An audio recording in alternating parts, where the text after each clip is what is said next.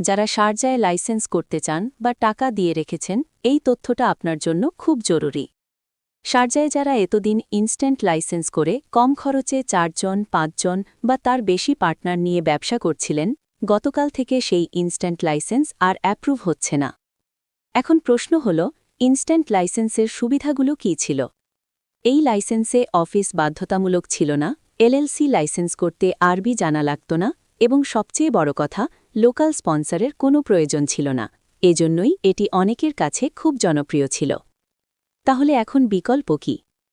বর্তমানে আমাদের যেসব চ্যানেল পার্টনারদের সাথে আমরা এজেন্সি পার্টনার হিসাবে কাজ করি, তারা ইতোমধ্যে ইমিগ্রেশন ভিজিট করে আপডেট নিয়ে এসেছে।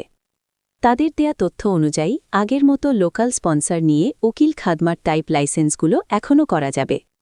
এই ব্যাপারে ইকোনমি ডিপার্টমেন্ট থেকেই পরামর্শ দেয়া হয়েছে এবং সেই কাজগুলো গতকাল থেকেই শুরু হয়ে গেছে। তবে পুরো পরিস্থিতি কতটা ক্লিয়ার হবে সেটা আগামী সপ্তাহে আরও ভালোভাবে বোঝা যাবে।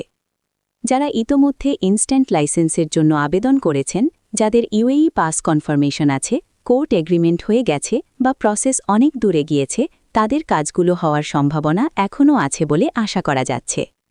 কিন্তু যেসব ফাইলে শুধু ট্রেড নেম পাস হয়েছে, সেগুলোর বেশিরভাগই সামনে এগোয়নি। আমাদের চ্যানেল পার্টনাররা জানিয়েছে, economy department trade name pass হওয়া ফাইলগুলো আপাতত সামনে না বাড়াতে নিষেধ করেছে। এখন যারা নতুন করে শারজায় লাইসেন্স করতে চান, তাদের জন্য গুরুত্বপূর্ণ সতর্কতা।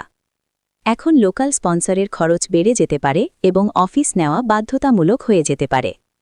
পরিস্থিতি বদলেছে, নিয়ম বদলেছে, তাই না বুঝে কোনো সিদ্ধান্ত নয়। জেনে বুঝে তারপরই সিদ্ধান্ত নেবেন।